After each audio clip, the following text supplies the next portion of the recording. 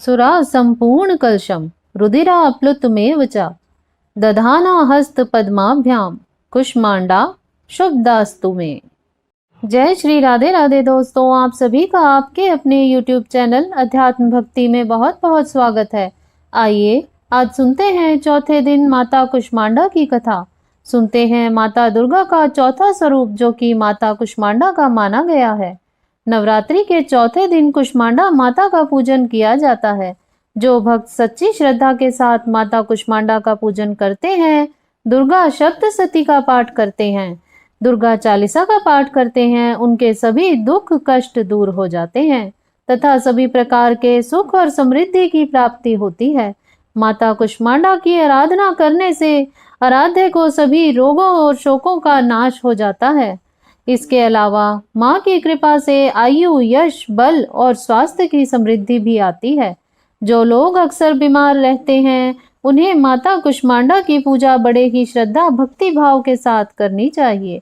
इससे माता अति प्रसन्न होती हैं और विधि विधान से पूजा करने पर माता कुष्मांडा का पूजन करने से माता कुष्मांडा के भक्तों को कम समय में ही कृपा का सूक्ष्म भाव अनुभव होने लगता है।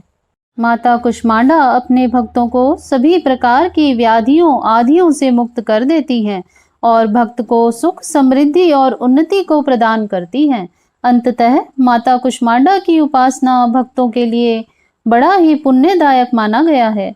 माता कुष्मांडा के पूजन के दौरान इस दिन सुबह उठना चाहिए।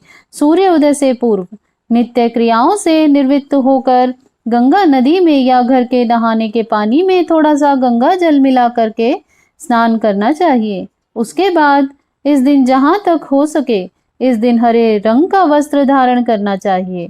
कलश को नमन करना चाहिए क्योंकि कलशों में तीर्थ, वरुण, आवाही देवताओं का ध्यान किया जाता है।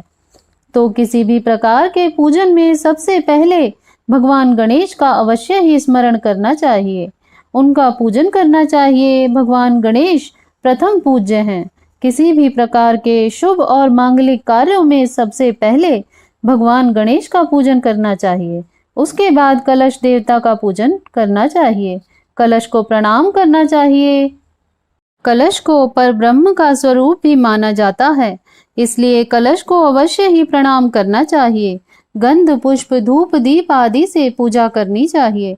नैवेद्य भोग अर्पित करना चाहिए और फिर द्रव्य दक्षिणा चढ़ाकर पुष्पांजलि करनी चाहिए। उसके बाद फिर दिन में पूजन होने पर सूर्य आदि पंच देवता का और रात्रि में पूजन होने पर गणपति आदि पंच देवता का पूजन करना चाहिए। आदि देवता, प्रत्यादि देवता, विनायक आदि पंच लोकपाल सहित नवग्रह, इंद्र आदि 10 दिग्पाल देवताओं का पूजन करना चाहिए। आइए सुनते हैं माता कुष्मांडा की कथा। तो बोलिए प्रेम से कुष्मांडा माता की जय। माता कुष्मांडा की कथा के अनुसार नवरात्रि के चौथे दिन माता कुष्मांडा का पूजन किया जाता है, जो कि माता अपनी मंद मुस्कान से हल्की हंसी के द्वारा अंड यानी के ब्रह्मांड को उत्पन्न करने के कारण इन देवी को कुष्मांडा के नाम से जाना जाता है। जब सृष्टि नहीं थी, चारों तरफ अंधकार ही अंधकार था, तब इन्हीं देवी ने अपने इष्ट हास्य से ब्रह्मांड की रचना की थी। इसलिए इसे सृष्टि की आदि स्वरूपा या आदि शक्ति के नाम से जाना जाता है। माता कुष्मांडा की 8 भुजाएं हैं, इसलिए अष्टभुजा माता कहलाती हैं। इनके 7 हाथों में क्रमशः जैसे कि कमंडल, धनुष, बाण, कमल पुष्प, अमृत, पूर्ण कलश, चक्र तथा गदा और 8वें हाथ में सभी सिद्धियों और निधियों को प्रदान करने वाली जपमाला है। माता कुष्मांडा देवी का वाहन शेर है और इन्हें कुहाड़े, जिसे कि कई जगहों पर कुष्मांडा कहा जाता है और बहुत से ग्रामीण क्षेत्रों में इसे भुआ के नाम से जाना जाता है, जो कि माता को अति प्रिय है। और संस्कृत में कुम्हाड़े को कुष्मांड कहा जाता है, इसलिए माता कुष्मांडा देवी को कुष्मांडा कहा जाता है। माता कुष्मांडा का वास सूर्य मंडल के भीतर लोक में माना गया है। सूर्य लोक में रहने की शक्ति और क्षमता केवल उन्हीं में है, इसलिए इनके शरीर की कांति और प्रभा सूर्य की भांति ही दीप्तिमान है। इनके ही तेज से दशों दिशाएं अलौकिक हैं। ब्रह्मांड की भी सभी वस्तुओं और प्राणियों में इन्हीं का तेज व्याप्त है। चंचल और पवित्र मन से नवरात्रि के चौथे दिन माता कुष्मांडा की पूजा और आराधना अवश्य ही करनी चाहिए। इससे भक्तों के सभी रोगों और शोकों का नाश हो जाता है तथा उन्हें आयु, यश, बल और आरोग्यता की प्राप्ति होती है। माता कुष्मांडा देवी अत्यंत अल्प सेवा से ही यानी कि थोड़े से सेवा से ही प्रसन्न हो जाती हैं और अपने भक्तों को जो भी सच्ची श्रद्धा के साथ माता का पूजन करते हैं, कथा श्रवण करते हैं, माता कुष्मांडा के मंत्रों का जप करते हैं, माता कुष्मांडा का नाम स्मरण करते हैं, तो माता थोड़े से ही पूजन से प्रसन्न हो जाती हैं और अपनी कृपा प्रदान करती हैं। इसलिए माता कुष्मांडा का पूजन करने से कम समय में भक्तों को उनकी कृपा का सूक्ष्म भाव अनुभव होने लगता है। तो बोलिए प्रेम से माता कुष्मांडा की जय। कुष्मांडा माता का इस दिन विशेष प्रकार से जल से अभिषेक करना चाहिए, पंचामृत से अभिषेक करना चाहिए। माता कुष्मांडा को शुद्ध गंगा जल से उनका अभिषेक करना चाहिए और फिर माता को वस्त्र अर्पित करने चाहिए।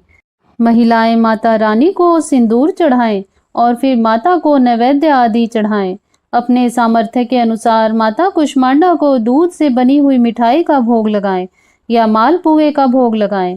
जितनी भी प्रकार की ऋतु फल हों उनका माता रानी को भोग लगाएं।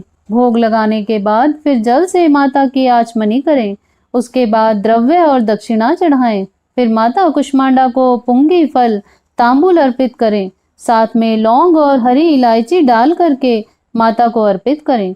पुंगी फल यानी कि सुपारी को पुंगी फल कहा जाता है और तांबुल यानी कि पान पत्र माता को लौंग इलायची डाल करके अवश्य ही अर्पित करने चाहिए। यह बड़ा ही लाभकारी होता है। इससे माता अति प्रसन्न होती हैं। इसी प्रकार से माता कुष्मांडा देवी का पूरे विधि विधान के साथ पूजन करना चाहिए। फिर माता की आरती करनी चाहिए। जहाँ तक हो सके दुर्गा सप्तशती का पाठ करें। यह संभव ना हो सके तो श्रवण ही कर लें। दुर्गा चालीसा आदि का पाठ करें। इससे अनंत गुणा पुण्य फलों की प्राप्ति होती है और माता अपने भक्तों की सभी इच्छाओं को पूर्ण करती हैं। व्रत के दौरान नियमों का पालन करना चाहिए। शुद्ध और सात्विकता का पालन करना चाहिए। ब्रह्मचर्य का पालन करना चाहिए। किसी के ऊपर क्रोध नहीं करना चाहिए। किसी के प्रति अपने मन में ईर्ष्या या द्वेष का भाव नहीं लाना चाहिए। सदा ही धर्म का आचरण करते हुए रहना चाहिए। व्रत के दौरान किसी भी महिला या कन्या कुमारी का अपमान बिल्कुल भी नहीं करना चाहिए।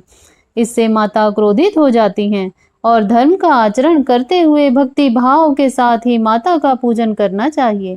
तो आशा करती हूँ आपको यह जानकारी अच्छी लगी होगी। ऐसे ही ज्ञानवर्धक जानकारियाँ प्राप्त करते रहने के लिए, व्रत पूजा आदि के बारे में जानने के लिए यदि आप चैनल पर पहली बार आए हैं तो चैनल को सब्सक्राइब कर लें ताकि आने वाली वीडियो की नोटिफिकेशन आपको समय से मिलती रहे। वीडियो को लाइक करें, शेयर करें। सुखी रहें, स्वस्थ रहें। जय श्री राधे राधे। धन्यवाद।